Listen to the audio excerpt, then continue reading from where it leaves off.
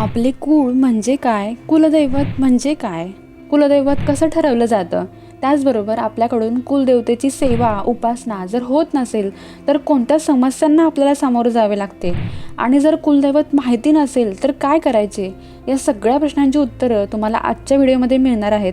हा व्हिडिओ खूप जास्त महत्त्वाचा आहे, म्हणूनच व्हिडिओ शेवटपर्यंत नक्की पहा. तर पहिल्यांदा कुलदेवतेबद्दल जाणून घेण्यापूर्वी आपण आपले कुळ म्हणजे नेमकं काय हे पहिला बघूयात. अगदी सोप्या भाषेत सांगायचं झालं तर ज्या व्यक्तीपासून आपल्या घराण्याची सुरुवात झाली त्या व्यक्तीला त्या कुळाचा मूळ पुरुष मानलं जातं. एकाच मूळ पुरुषापासून तयार झालेला हा जो मोठा परिवार असतो त्यालाच आपण आपले कुळ किंवा आपले घराणे म्हणतो. ही सर्व माणसं एकाच रक्ताच्या नात्याने एकमेकांशी जोडलेली असतात. आपण कोणत्या कुळाचे आहोत हे आपल्याला आपल्या आडनावावरून लक्षात येते. आता आपले कुळ आणि आपले कुलदैवत यांचा एकमेकांशी असलेला संबंध मी तुम्हाला समजावून सांगते. तर आपलं कुळ कोणतं आहे हे आपल्या कुलदेवतेवरून लक्षात येतं आणि कुलदेवतेवरून आपलं कुळ कोणतं आहे हे कळतं.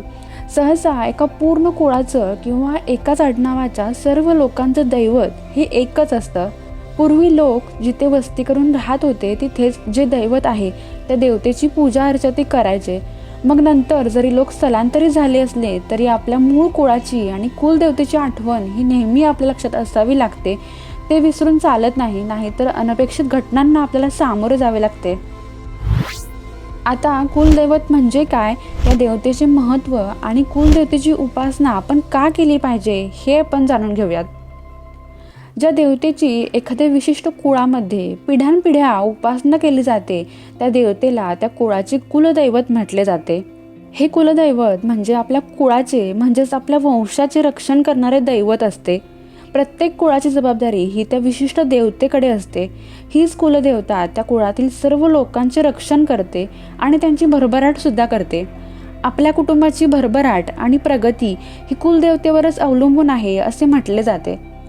आपल्या पूर्वजांनी ज्या देवतेची पिढ्यानपिढ्या उपासना केली त्या देवतेशी आपले रक्ताचे नाते असते आणि म्हणूनच या देवतेचा विसर होऊ न देता या परंपरांचे जतन करणे हे आपले कर्तव्यच आहे. घरातल्या संपत्तीचा वारसा जसा मुलांकडे जातो अगदी तसंच कुलदैवत हा एक आध्यात्मिक वारसा आहे जो वडिलांकडून मुलाकडे जातो. प्रत्येक कुळाचे काही विशिष्ट नियम किंवा धार्मिक विधी असतात. उदाहरणार्थ जागरण, गोंधळ घालणे किंवा तळी भरणे यालाच कुळधर्म कुळाचार म्हणतात. याचमुळे पुढच्या पिढीला आपण कोण आहोत, आपले पूर्वज कोण होते, त्याचबरोबर आपली मुळं कुठे आहेत हे समजते. त्यामुळे या विधी पाळून वर्षातून एकदा तरी कुलदेवतेच्या दर्शनाला जाणे हे गरजेचे आहे. आता जर आपल्याला कुलदेवतेचा विसर पडला तर कोणत्या गोष्टींना सामोरे जावे लागते ते थोडक्यात बघूया. कुलदेवतेची पूजा न केल्यामुळे कुटुंबाचे सुरक्षा कवच कमकुवत होते अशी मान्यता आहे. आपल्या कामामध्ये विनाकारण अडथळे येणे, घरातील सुखशांती कमी होणे किंवा संतती प्राप्तीमध्ये अडचणी येणे यांसारखे अनुभव आपल्याला येऊ शकतात. अनेकदा कुलदेवतेला विसरणे हे पितृदोषालाही कारणीभूत ठरू शकते. तर अशाच इतर अनेक समस्या आपल्या आयुष्यामध्ये येऊ शकतात. आता साहजिकच प्रश्न पडतो की कुलदेवता माहिती नसेल तर काय करायचं. बऱ्याच वेळा आडनावावरून देखील कुलदैवत ओळखता येते. अनेकदा सारख्याच आडनावांच्या कुळांचे कुलदैवत हे एकच असते. घरातले ज्येष्ठ व्यक्ती किंवा नातेवाईकांकडून याबद्दलची माहिती आपल्याला मिळू शकते किंवा तुमच्या घरातले जे जुने पुरोहित किंवा भटजी असतील त्यांच्याकडे देखील तुमच्या वंशावळीची नोंद ही असू शकते. त्यांच्याकडे पिढ्यानपिढ्यांच्या नोंद असलेल्या वह्या असतात. हे तर झालंच, त्याचबरोबर तुमच्या घरात कोणते कुळाचार पाळले जातात यावरूनही तुमच्या कुलदेवतेचा अंदाज येऊ शकतो. यातल्या कोणत्याच गोष्टीमुळे तुम्हाला कुलदेवतेचा अंदाज लागत नसेल, कुलदैवत कोणता आहे हे कळत नसेल, तुम्हाला कोणतीच गोष्ट शक्य नसेल तरी तुम्ही रोजची तुमची जी देवपूजा करताय तेव्हा देवाकडे मनापासून प्रार्थना केली तर तुम्हाला तुमचे कुलदैवत स्वप्नात का होईना नक्कीच साक्षात्कार देईल.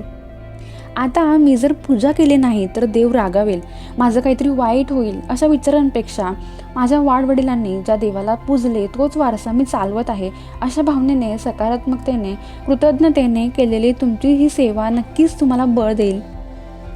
तर आजच्या या व्हिडिओमधून कुलदेवतेच्या माहितीबद्दल तुमच्या प्रतिक्रिया नक्की कळवा. माहिती आवडल्यास व्हिडिओला लाईक आणि चॅनलला सबस्क्राईब करायला विसरू नका. पुन्हा भेटूया अशाच एका माहितीपूर्ण व्हिडिओमध्ये. Thanks for watching.